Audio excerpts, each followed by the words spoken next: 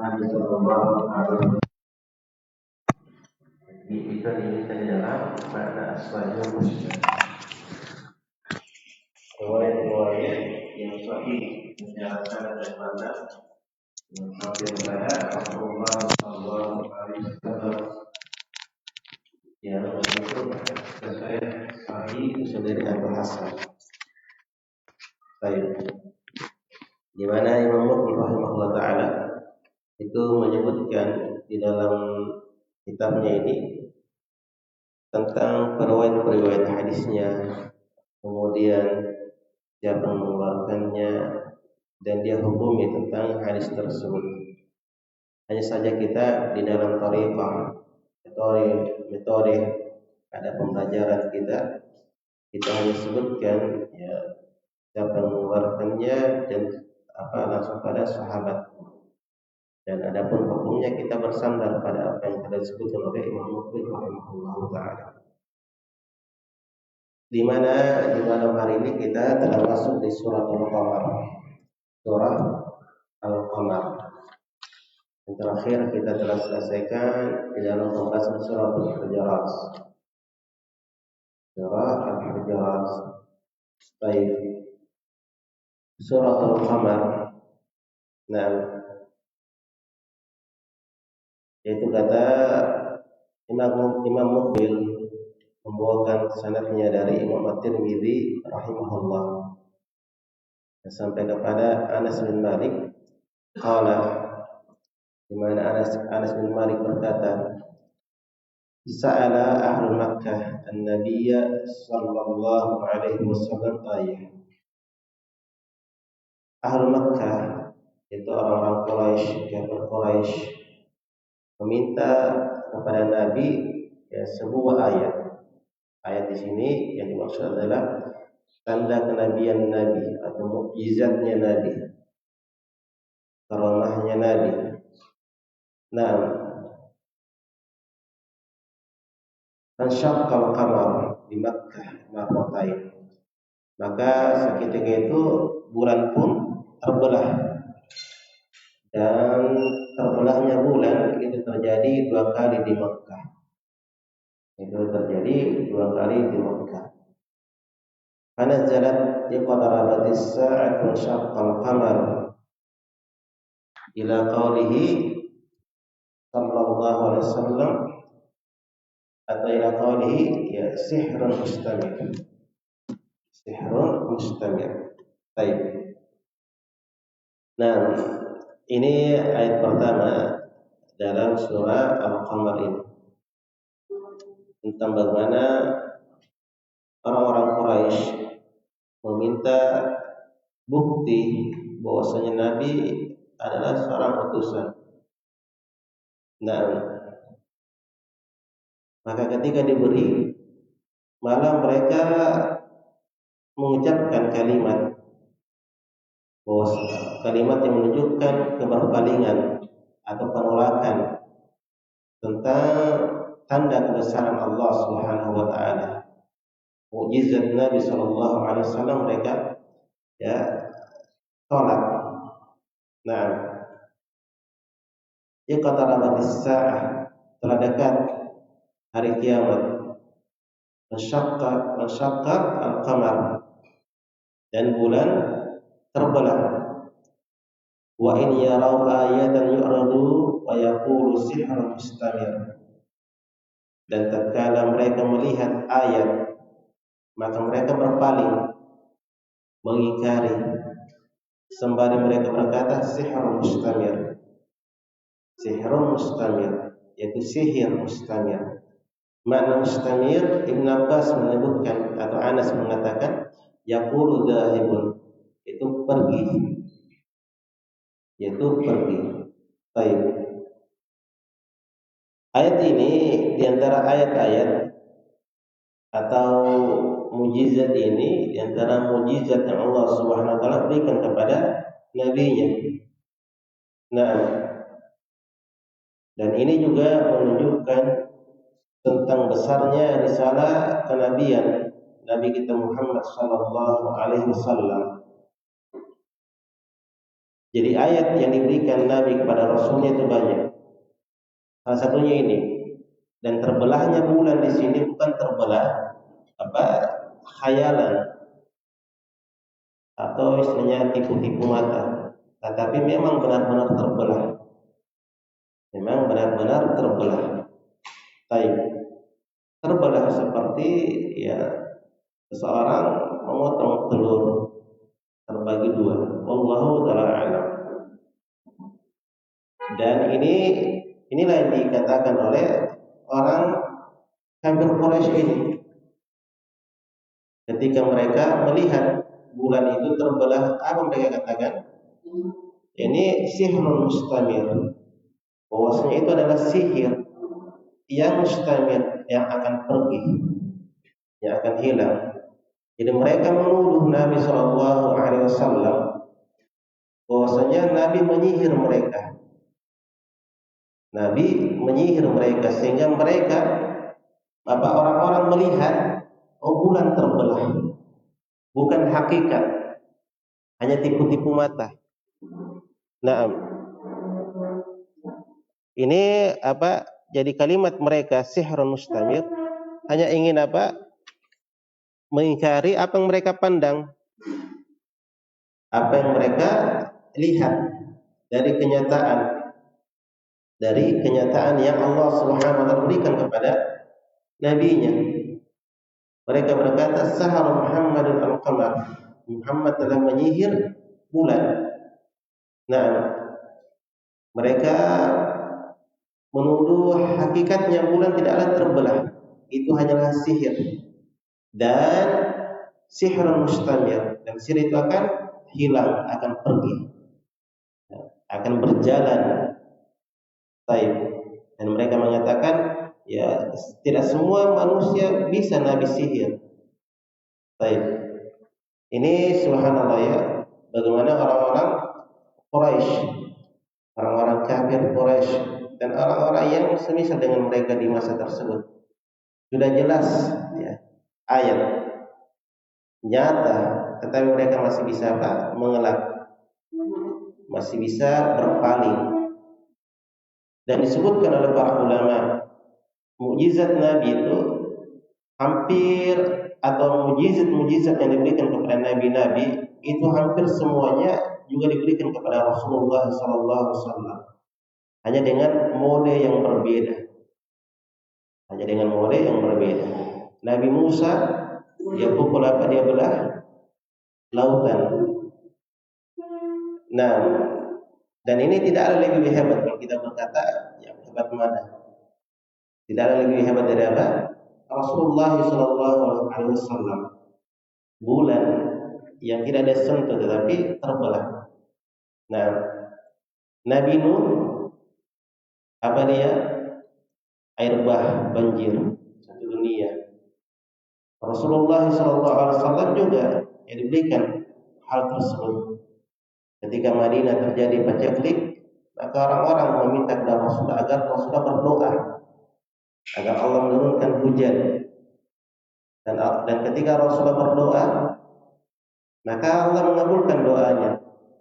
Tidak pernah berhenti itu hujan turun. Sampai-sampai mereka berkata, binatang ternak telah binasa, jalan-jalan telah tergenang dengan air, menunjukkan hujan tidak pernah reda, awan senantiasa menurun. Maka mereka meminta agar Rasulullah berdoa, agar Rasulullah berdoa kepada Allah agar Allah menghentikan hujannya. Maka Nabi pun berdoa. Dan kata para ulama, sekiranya Nabi tidak meminta berdoa kepada Rasulullah, berdoa kepada Allah menghentikan hujannya, maka hujan itu akan terus turun menggenangi sampai dunia tertutup, ya, genangan air. Nah, Nabi Musa yang mengumpulkan tongkatnya ke batu dan memancarkan air. Rasulullah di mananya mengalir air? Jari jemarinya. Kalau dipikir, ya apa yang dilakukan Nabi Musa? Ya, kalau secara nalar ya bisa jadi memang ada mata air di bawah atau di dalam batu tersebut. Rasulullah dari mana air tersebut mengalir apa? Dari jarinya mengalir. Nah, dan bukan tetesan-tetesan, tetapi mengalir dan dengannya orang-orang berwudu, orang-orang yang minum dan seterusnya. Ini menunjukkan apa? Kehebatan dan besarnya anugerah yang Allah Subhanahu wa taala berikan kepada Rasulullah sallallahu alaihi wasallam. Dia bisa berjalan menembus apa? Menembus ya, langit ketujuh. Nah, hanya saja bersama dengan itu mukjizat yang terang benderang, ayat yang terang benderang tentang mereka, kalau mereka berpaling. Baik, mereka berpaling. Maka itu jangan pernah ada mengatakan, kalau sekiranya saya hidup di masa Nabi, ya saya akan jadi sahabatnya juga. Ya belum tentu. Ya, ini sudah nyata-nyata dinampakkan di hadapannya lagi mereka masih apa? Ingkar kepada Nabi. Oleh karena itu hidayah ini syukuri. Ya, apa datang terlambat bukan berarti apa awalnya lebih baik. Nah, syukuri hidayah ini. Kita diberikan hidayah semisal ini. Jangan semisal apa yang orang-orang ya musyrikin sudah diberikan ayat yang nyata, ya, bukti yang konkret. Bersama dengan itu mereka masih mengucapkan kalimat-kalimat pengingkaran kepada ayat tersebut, pengingkaran kepada ayat tersebut. Nah, sihrun mustamir. Ya subhanallah ya. Ini ayat apa? Jadi ini sebab nuzul ayat ini tentang bagaimana orang-orang Quraisy Ahlul Makkah meminta yang menunjukkan agar Rasulullah menunjukkan bukti tentang kebenaran risalahnya. Diberi, tetapi masih berpaling. Ya, kita juga ada orang-orang semisal itu di masa sekarang. Sudah jelas-jelas ini hadis-hadis Nabi. Nah, dan juga sudah terbukti dari ilmu kedokteran, dari ilmu apa teknologi dan semisalnya, ada yang mereka teliti. Bersama dengan itu mereka masih apa? Menolak. Mereka masih menolak. Ya. Wallahu taala a'lam.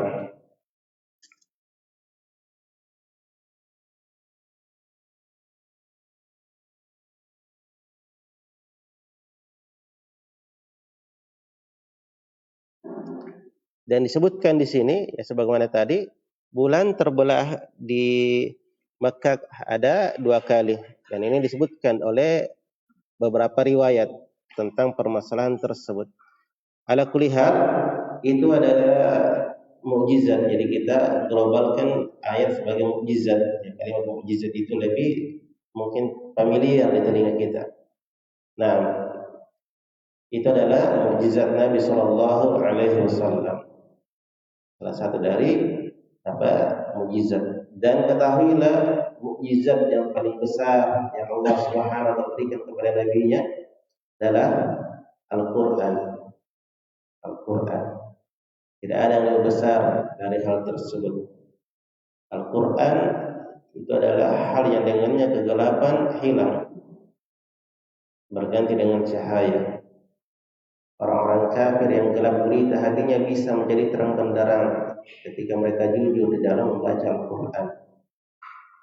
Kemudian qauluhu subhanahu wa ta'ala, yawma yushabuna fin nari ala wujuhim dhuqu massa saqar inna kulla syai'in khalaqnahu biqadarin.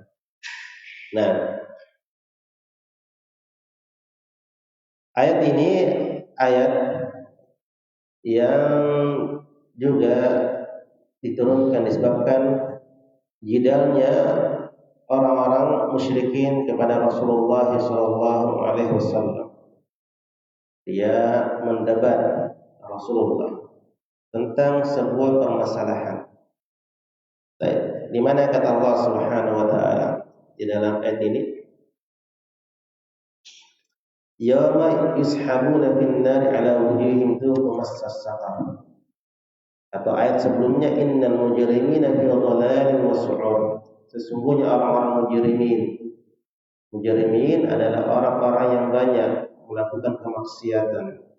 Bagaimana kata Imam As-Sibdi. Nah, itu orang-orang banyak sering terjadi di dalam kemaksiatan. Fi dhalalin, berada di dalam kesesatan. Jadi di kehidupan dunia mereka tersesat jalannya. Wasu'ur, dan di akhirat mereka dijalankan neraka. Ini akhir yang buruk dari orang-orang mujrimin. Dan orang-orang mujrimin ya melingkup orang-orang kafir, orang-orang musyrikin. Nah, orang-orang tidak beriman kepada Allah dan Rasul-Nya. Baik. Kemudian yaum yushabuna fin nar ala wujuhihim. Pada hari yang wajah-wajah mereka itu diseret di dalam neraka. Dan ini bentuk penghinaan kepada orang-orang yang dimasukkan ke dalam neraka. Bukan berarti hanya wajahnya yang terkena, seluruh badannya merasakan azab neraka. Hanya saja disebutkan dari wajah-wajahnya, karena wajah itu merupakan kehormatan. Artinya yang mulia pada seorang itu pada wajahnya. Ketika diburukkan wajahnya, mereka pasti akan merasa tidak nyaman, merasa hal yang dimaklumi. Akhirnya bentuk penghinaan kepada mereka-mereka yang dimasukkan ke dalam neraka. Semoga Allah Subhanahu wa taala melindungi kita dari azabnya, menjauhkan kita dari panas api neraka. Semoga Allah Subhanahu wa taala masukkan kita dalam surganya dan mengampuni kita semua. Yani pada hari yang wajah-wajah mereka diseret di atas neraka. Kembali dikatakan duhu massa saqar. Rasakanlah, nikmatilah ya. Duhu itu adalah kalimat yang menunjukkan seseorang itu mencicipi dengan merasakan rasanya. Dia tahu rasanya. Seperti kullu nafsin dha'iqatul maut. Setiap jiwa pasti akan merasakan bagaimana kepedihan kematian itu, bagaimana dahsyatnya ya rasa dari kematian itu. Ini jadi dikatakan kepada mereka tubuh rasakan,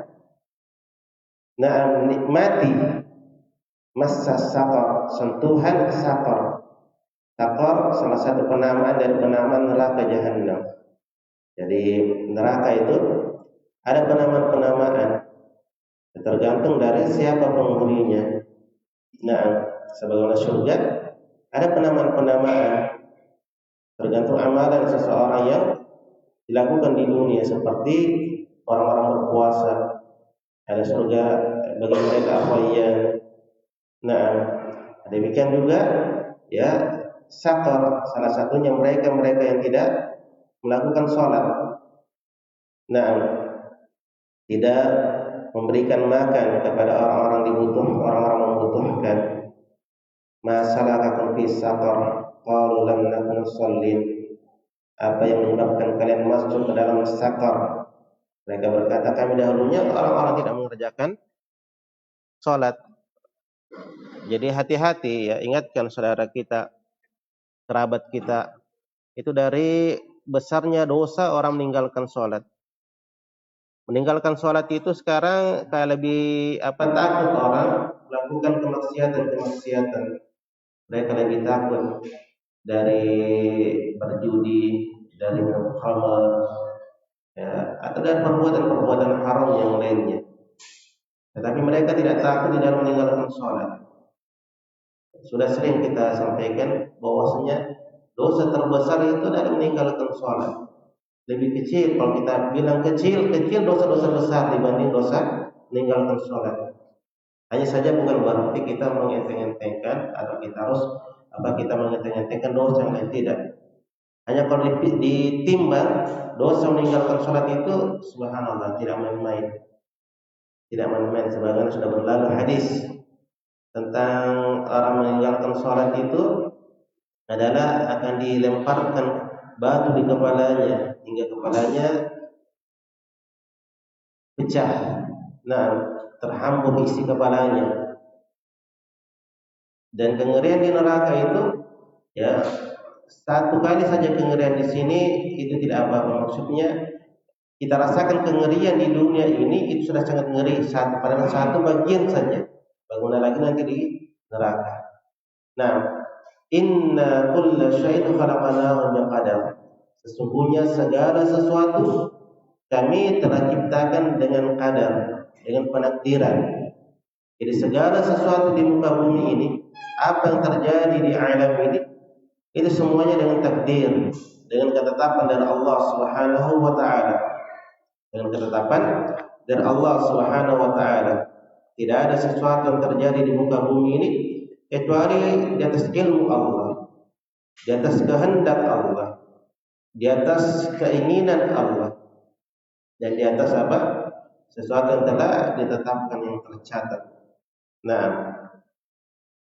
sebab nuzul ayat ini Imam Muqbil menyebutkan riwayatnya dari Imam Muslim yang sampai kepada Abu Hurairah.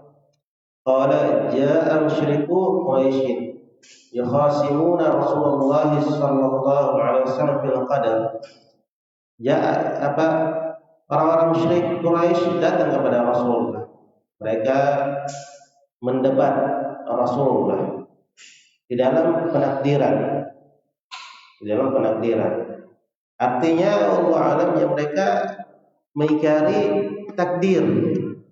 Bahwasanya apa yang terjadi kepada mereka itu ya adalah takdir. Mereka ingkari hal tersebut. Ini seolah-olah mereka berkata sebagaimana dalam ayat yang lain. Nah, "Lau syaa Allahu ma asyrafna wala aba'ana." Kalau sekiranya Allah berkehendak maka pasti kita tidak akan melakukan kesyirikan, dan juga tidak kepada wala aba'una, dan juga tidak bapak-bapak kami melakukan kesyirikan. Nah, dia tolak penakdiran tersebut. Baik. Tetapi kata Rasulullah atau panazzalat, maka ketika mereka berkata, maka Allah pun mengatakan yauma yashabuna fin nari ala wujuhihim, pada hari yang wajah-wajah mereka diseret di dalam neraka. Duku massa saqar, rasakanlah pedihnya sentuhan saqar. Inna kulla syai'in khalaqnahu biqadar. Sesungguhnya segala sesuatu itu kami telah ciptakan dengan penakdiran. Artinya tidak ada sesuatu apapun yang terjadi di muka bumi ini di seluruh alam melainkan adalah ketetapan Allah Subhanahu wa taala, takdiran Allah Subhanahu wa taala. Imam An-Nawawi rahimahullah taala menyebutkan tentang ayat ini, al-murad bil qadari huna al-ma'ruf wa huwa ma qaddarahu Allah wa qadahu wa sabaqa bihi ilmu wa iradatuhu. Yang diinginkan dengan qadar di sini adalah hal yang ma'ruf, yaitu apa yang Allah Subhanahu wa taala telah takdirkan dan telah tetapkan, dan ilmu dan keinginannya sudah berlalu mendahului perkara tersebut. Maknanya apa? Seluruh yang terjadi sudah ditetapkan, ya, 5.000 tahun sebelum langit dan bumi dicipta, sudah tercatat di Lauhul Mahfuz. Nah, bosnya ini dan itu. Hanya saja, ya, kita ringkas mengucapkan tentang permasalahan ini.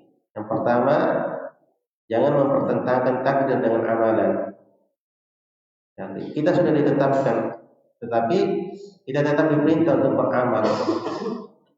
Maka jangan bilang sudah ditakdirkan. Tidak, kita diperintah untuk tetap beramal. I'malu, beramallah kalian. Fa innahu sayassaru lima khuliqa lah. Dan sesungguhnya kalian itu dimudahkan dengan apa yang dicipta padanya. Kita tidak ada yang mengetahui kita ini mau di mana. Maka itu karena kita tidak tahu, maka kita harus berusaha sebagaimana ya pendekatan maknanya yang kalimat yang saya katakan, sebagaimana kalau kita tes pada sebuah perusahaan misalnya, atau kita ingin masuk kepada sesuatu, pasti kita akan berusaha untuk apa? Memperbagus tesnya kita. Karena kita tidak tahu apakah kita diterima, lulus atau tidak.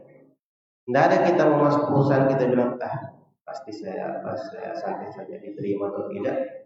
Itu urusan tidak. Itu orang bodoh namanya di dalam apa? Bab penakdiran. Yang kedua, pada bab penakdiran kita harus meyakini apa yang kita katakan tadi. Semuanya di atas ketetapan Allah Subhanahu wa taala, di atas ilmunya, di atas kehendaknya. Tidak ada yang terjadi di muka bumi ini kecuali Allah mengetahuinya dan Allah izinkan. Baik. Dan mengimani perkara takdir adalah kewajiban, sama dengan mengimani Allah Subhanahu wa taala. Kita ingkari terhadap takdir, maka sama kita ingkari tentang Allah Subhanahu wa taala. Oleh karena itu dia bagian dari rukun iman yang terakhir. Bahkan dibedakan kalimatnya. Diulang dengan kalimat apa? Wal iman bil qadari, dan beriman kepada takdir. Dalam hadis beda dengan apa? Al iman billahi wa rasulih, tanpa penggunaan kalimat iman. Baik. Ala kulli hal, ya, seorang yang ingkar terhadap takdir, maka dia keluar dari millah ini. Dia keluar dari millah ini. Nah, dan ayat ini ahlul ilmi, ahlus sunnah berdalilkan tentang apa? Penetapan takdir Allah Subhanahu wa taala. Atau penetapan tentang penakdiran Allah Subhanahu wa taala. Dan banyak ayat-ayat yang menunjukkan tentang perkara tersebut. Dan ini di antara dalil atau hadis, ini di antara ayat bahwasanya segalanya sudah ditetapkan sesuai penakdiran. Nah, kalau kita ingin membahas tentang penakdiran sangat luas, sangat panjang sekali, tetapi kita ya sekali lagi jangan terlalu bermain-main pada jangan terlalu berbicara tentang takdir. Artinya kita memperdalam tentang permasalahan-permasalahan yang tidak sampai di otak kita, akal kita. Akal itu atau otak itu dicipta untuk memahami dalil, dan mengikuti dalil. Kalau tidak sampai di otak kita, jangan dipaksa. Jadi otak itu tidak dicipta untuk menyelisih dalil, tetapi untuk mengikuti dalil. Pada apa tidak mampu otak kita sampai, maka berhenti di situ. Karena ada hal yang dengannya Allah tidak ajarkan kepada manusia. Baik. Surah Al-Waqi'ah. Surah Al-Waqi'ah. Nah, wa taj'aluna rizqakum annakum tukadzibun.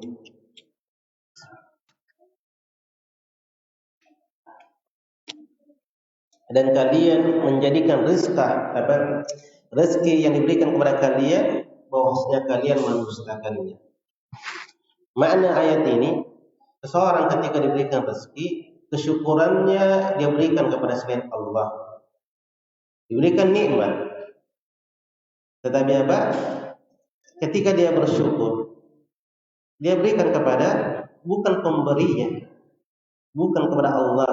Oleh karena itu orang semisal ini dia dustakan ya nikmat Allah Subhanahu wa taala, masuk pada makna kufur nikmat.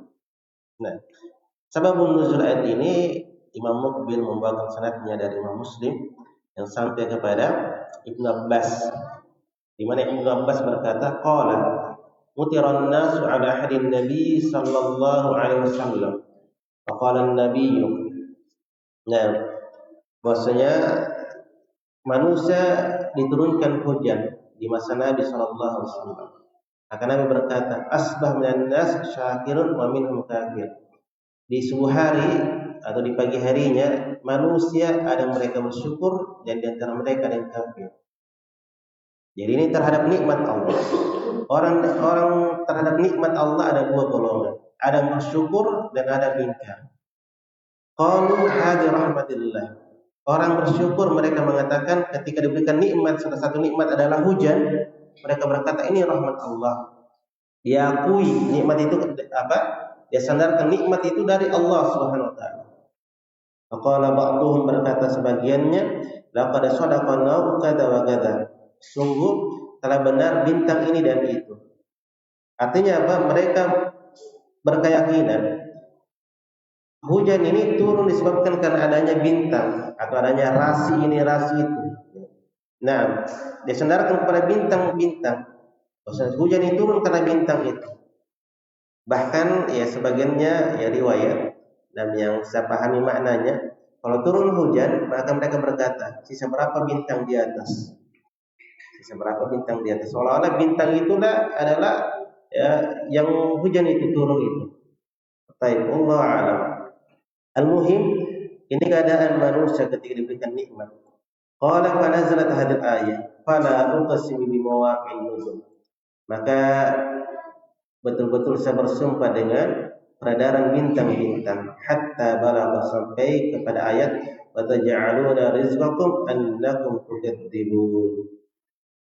Jadi ini sebab nuzul ayat ini. Ketika diberikan diturunkan hujan, mereka berkeyakinan bahwasanya yang menurunkan hujan ini adalah bintang ini dan bintang. Dan ini masih berjalan, keyakinan semisal ini masih berjalan di masa kita, ya, di masyarakat kita. Tetapi kalau orang berkata, ya, kalau musim ini maka biasanya akan turun hujan. Baik. Atau kalau kita berada di bulan ini, ya, maka biasanya akan banyak begini-begini. Kalau ini dia sandarkan dalam makna kebiasaannya, maka ini tidak mengapa. Artinya kebiasaan kalau musim begini akan begini-begini, maka ini tidak mengapa. Asal dia tidak ada keyakinan bosnya memastikan hal itu. Hanya tajribiyah, yaitu kebiasaan, hal yang berjalan, maka ini tidaklah mengapa. Seperti apa? Perakiraan cuaca, itu tidak mengapa. Nah, karena masih perkiraan, bukan pada makna memastikan atau diyakini kalau ada bintang ini, maka bintang ini akan menurunkan hujan ini. Dan seterusnya, itu tidak diperbolehkan. Tetapi kalau hanya perkiraan atau hanya dia lihat kebiasaan, kalau bulan ini biasanya turun ini, dan tetap dia yakini bahwasanya Allah yang menurunkan, maka ini tidaklah mengapa insyaallah taala. Baik, wallahu taala.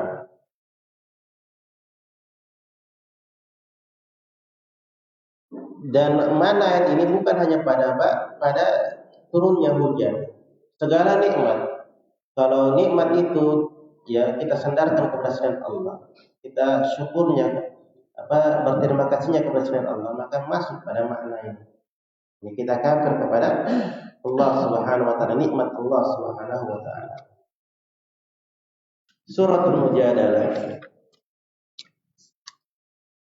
Qala al-Imam Ahmad, atau Imam Muqbil membawakan sanadnya dari Imam Ahmad yang sampai kepada Aisyah radhiyallahu taala anha qalat, alhamdulillahilladzi wasi'a sam'uhu al-aswat. Segala puji hanya kepada Allah yang pendengarannya melingkup segala suara-suara. Laqad ja'atil mujadalatu ila Nabi sallallahu alaihi wasallam tukallimu. Sungguh telah datang mujadalah atau jadi bacaan mujadilah. Ini telah mujadalah ini berdebat atau menukar pandangan. Jadi seorang wanita datang kepada Nabi untuk menyebutkan permasalahannya tentang zihar. Nah, tentang zihar. Baik. Yang di mana disebutkan di riwayat yang lain nama wanita ini Haula bintu Tha'labah. Haula bintu Tha'labah. Haula bintu Tha'labah. Baik. Di mana ya dia bercengkeram dengan Nabi. Aisyah berkata, "Tukallim wa ana fi nahiyatil bait." Nabi dan wanita ini berbicara dalam keadaan saya berada di sisi sebelah, di kamar sebelah. Ma asma'u ma taqul. Saya tidak mendengar apa yang dia ucapkan. Fa anzalallahu azza wa jalla, maka Allah menurunkan, qad sami'a Allahu qawla allati tujadiluka fi zawjiha. Sungguh Allah mendengarkan ucapan wanita yang mendapat engkau tentang suaminya, yaitu dia keluhkan keadaan suaminya, bosnya suaminya mengatakan ini dan itu, dia tidak akan menggaulinya dan seterusnya. Dan ini tidak mengapa ya, jadi dia seorang wanita curhat kepada orang yang istilahnya amanah, baik dia minta solusi, maka tidak mengapa selama jauh dari fitnah. Baik. Kita tidak berbicara pada permasalahan itu, yang kita inginkan di sini Nah, tentang ucapannya Aisyah, dia memuji Allah. Maksudnya apa? Dia takjub. Dia berada di sisi Rasulullah dengan wanita ini. Bersama dengan itu dia tidak dengar apa yang wanita ini ucapkan. Allah zat yang maha tinggi berada di atas langit, mendengarkan pembicaraan wanita dengan Rasulullah ini. Yang menunjukkan bahwasanya apa?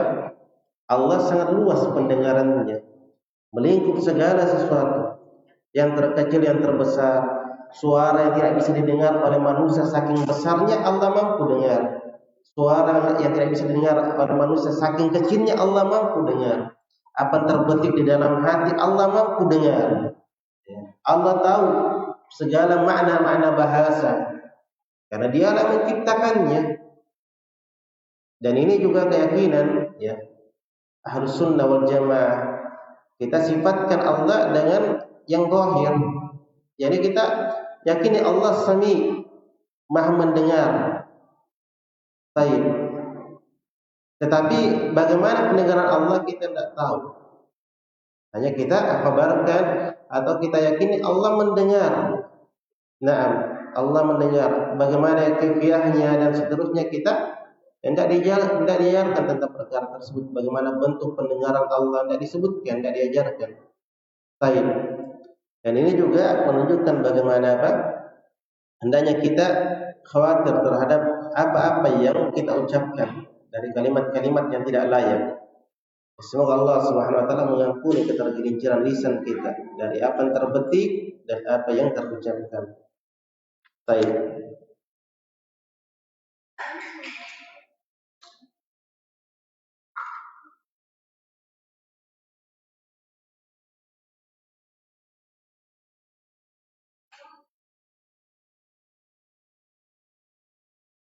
Terakhir di dalam surah Al-Mujadalah atau itu ayat dia. Nah, wa idza ja'uka hayyuka bima lam yuhayyika bihi Allah.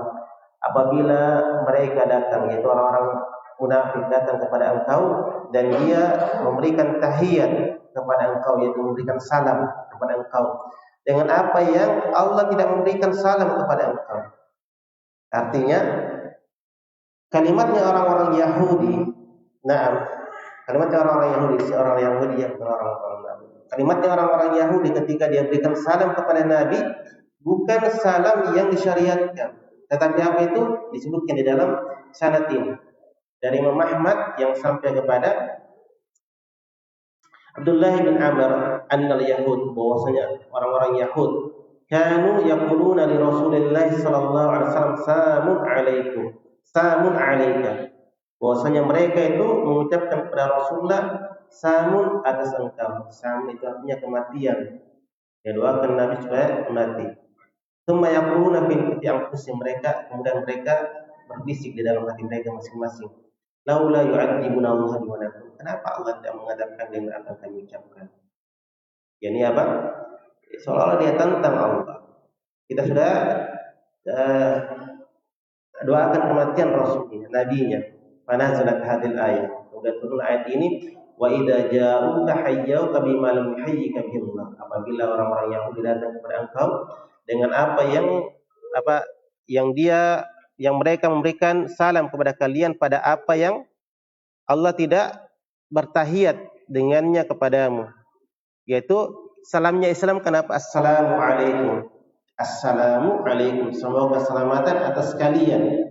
Itu artinya assalamu alaikum warahmatullahi wabarakatuh. Ya, jangan sampai kita tidak tahu juga maknanya. Ya, assalamu alaikum, semoga keselamatan atas kalian, warahmatullahi dan rahmat Allah, wabarakatuh dan keberkahan Allah. Naam. Apalagi assalamualaikum warahmatullahi wabarakatuh. Naam. Kemudian apa? Adapun samun itu semoga kematian atas engkau. Maka Allah menampakkan hakikat mereka. Allah menampakkan hakikat mereka. Riwayat Imam Muslim tentang hal ini, ketika Aisyah mendengarkan ucapan orang-orang Yahudi, maka Rasulullah mengatakan wa alaikum. Maka Aisyah berkata, ya, bal alaikum sam wa dam, bahkan atas kalian kematian dan celaan. Maka kata Rasulullah, ya Aisyah la takuni fahisha. Wahai Aisyah, jangan kau menjadi seorang yang fahisha, yang suka mengumpat. Maka kata Aisyah, tidak akan kau mendengar apa yang mereka katakan? Maka kata Rasulullah, awalaysa qad radtu alaihim, awalaysa qad radtu alaihim, bukankah saya sudah membalas apa yang mereka ucapkan? Nah, di sini Aisyah tidak senang dengan ucapannya orang Yahudi tersebut. Maka dia mengucapkan kalimat yang lebih dari apa diucapkan oleh mereka. Di sini pengajaran subhanallah, ya, bagaimana adilnya Rasulullah SAW. Ketika didolimi atau dijelekkan, maka dia balas yang semisal. Ya, ini alaika, atas engkau juga. Baik, tidak ditambah, tidak usah tambah, tidak usah ditambah. Nah, kemudian yang kedua, jadi cara membalas balasan salamnya orang-orang kafir, Yahudi, ya Nasara atau musyrikin, yang jelas musyrikin yang misalnya. Baik, ketika dia mengucapkan salam kepada kita, maka jawabannya dengan semisal alaika. Alaika saja. Karena ini yang datang dari asar Nabi sallallahu alaihi wasallam. Jadi kalau ada orang musyrikin atau orang Yahudi atau orang-orang Nasara memberikan salam kepada kita, jawab alaika atau wa alaika atau alaikum wa alaikum. Apakah dilengkapi? Tidak mesti. Bagaimana kalau jelas assalamualaikum warahmatullahi wabarakatuh? Ini jelas ucapannya mereka. Wallahu alam, memang ada pendapat dari para ulama dibalas dengan semisal, tetapi zahir hadis yang jelas dari hadis yang kita ikuti sunnah adalah apa? Wa alaika saja. Selesai, tidak ada masalah. Sudah semisal. Dan atas engkau juga apa yang dia doakan, maka kita balas wa alaika, atas engkau sama. Nah, atas engkau sama. Baik. Jadi ini adab di dalam membalas salamnya orang-orang Yahudi atau orang-orang Nasrani. Tidak usah waalaikumsalam warahmatullahi wabarakatuh. Dan kita tidak boleh mendahului memberi salam kepada orang-orang Yahudi atau orang Nasrani. Nah, kita harus menghinakan mereka. Terakhir ya, supaya kita masuk di surat Al-Hasyr di pertemuan berikutnya. Nah, wa yahlifuna 'alal kadhibi wa hum ya'lamun. Mereka bersumpah dengan kedustaan dalam keadaan mereka mengetahui. Taqabi sanadihi, Imam Muslim membawakan sanadnya dari Imam Ahmad yang sampai kepada Ibnu Abbas. Qala Rasulullah, berkata Rasulullah, yadkhulu 'alaikum rajulun yanzuru bi'aini syaitanin aw bi'ainai syaitan. Akan masuk seseorang yang dia melihat dengan pandangan syaitan atau dengan dua pandangan syaitan, atau dia akan melihat dengan mata syaitan atau dengan kedua mata syaitan. Qala fadakhala rajulun azraq, maka kata Ibnu Abbas, masuklah seseorang azraq, yaitu yang matanya berwarna kebiru-biruan. Faqala, ya Muhammad, wahai Muhammad, ala ma sababtani aw syatamtani aw nahwa hada. Wahai Muhammad, disebabkan apa engkau mencela saya atau mengejek saya atau semisalnya? Qala wa ja'ala yahlif. Maka Ibnu Abbas berkata, dia pun bersumpah, ya. Qala fanazalat hadhihi ayat fil mujadalah. Maka kata Ibnu Abbas, turunlah ayat ini dalam surah Al-Mujadalah, wa yahlifuna 'alal kadhibi wa hum ya'lamun, wal ayatul al-ukhra. Baik. Maka turunlah ayat tersebut. Jadi maksudnya ada orang Yahudi, dia mendebat Rasulullah, kenapa kau celah saya?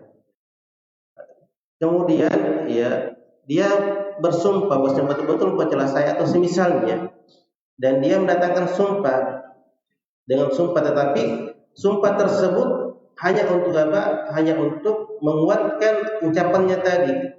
Artinya bohong ucapannya, sumpahnya hanyalah sumpah kebohongan, hanya untuk mengucapkan argumennya dikatakan oleh Rasulullah, argumennya kepada Rasulullah sallallahu alaihi wasallam. Ala kulli hal, ini sifatnya orang-orang munafik. Nah, ini sifatnya orang-orang apa? Orang-orang munafik, orang-orang Yahudi yang senang dusta. Dan ini juga menunjukkan syaitan itu ada sifatnya, ada sifat dan ada fisiknya. Nah, syaitan itu ya minum, makan, nikah. Baik, fisiknya ada tangannya, ada matanya, ada kakinya, dan seterusnya. Nah, dan ada buku-buku tertentu menuliskan tentang sifat-sifat syaitan. Wallahu ta'ala alam. Insyaallah kita akan lanjut di pertemuan berikutnya pada kitab Suratul Hasyr. Saya infokan kepada kawan-kawan besok ada kerja bakti. Ya kan hasil musyawarah kita kemarin. Benar Abu Sawarah. Baik. Ini di sini ya di ilmu jam 7. Jam 7. Baik. Jangan ganggu. Udah lama acaranya kita. Jam 7. Baik. Insyaallah taala ada Jimin. Ada yang bisa diminum di sana tahu insyaallah samping pintu. Atau ada lagi yang lain. Nah, saya harapkan kedatangan antum untuk menyukseskan kegiatan ini. Baik. Dan sumbangsi terkecil kita ya insyaallah taala bernilai besar di sisi Allah Subhanahu wa taala. Apa yang kita lihat kecil itu besar di sisi Allah Subhanahu wa taala. La tahqiranna saghiratan. Jangan kita menganggap sesuatu yang kecil. Innal jibala minal hasa. Sesungguhnya gunung-gunung itu asalnya dari kerikil-kerikil kecil. Jadi itu kadang kita terlalu mengentengkan yang kecil dari amalan-amalan. Kalau kita bisa istiqomah pada amalan kecil itu yang lebih bermanfaat dan lebih berharga di sisi Allah Subhanahu wa taala. Sekali lagi saya harapkan kepada teman agar apa? Agar datang untuk ta'awun di dalam tenaganya. Dan ingat, kita akan hadir di hadapan Allah sendiri-sendiri nafsi-nafsi. Kita dikuburkan juga sendiri. Tidak bersama kawan dan tidak bersama dengan si Allah sebulan. Maksudnya apa? Jangan nanti ramai baru kita bekerja. Kalau tidak ada teman yang malaskan. Tidak ada yang mau datang sendiri, malaskan. Tidak. Ya, amalan kita tanggung sendiri. Itu yang kita bawa di akhirat. Apa yang kita bisa kerja itu yang kita kerja. Nah, memang kalau banyak teman itu semangat, tidak dipungkiri hal itu. Tetapi masa karena tidak adanya kawan sehingga kita harus meninggalkan kebaikan? Justru kita senang. Ya sebagaimana dunia tidak ada bantu kita semua dapat untungnya kan pasti kita senang. Masa pada perkara akhirat kita tidak berpikir semisal itu. Barakallahu fikum. Wassalamualaikum warahmatullahi wabarakatuh.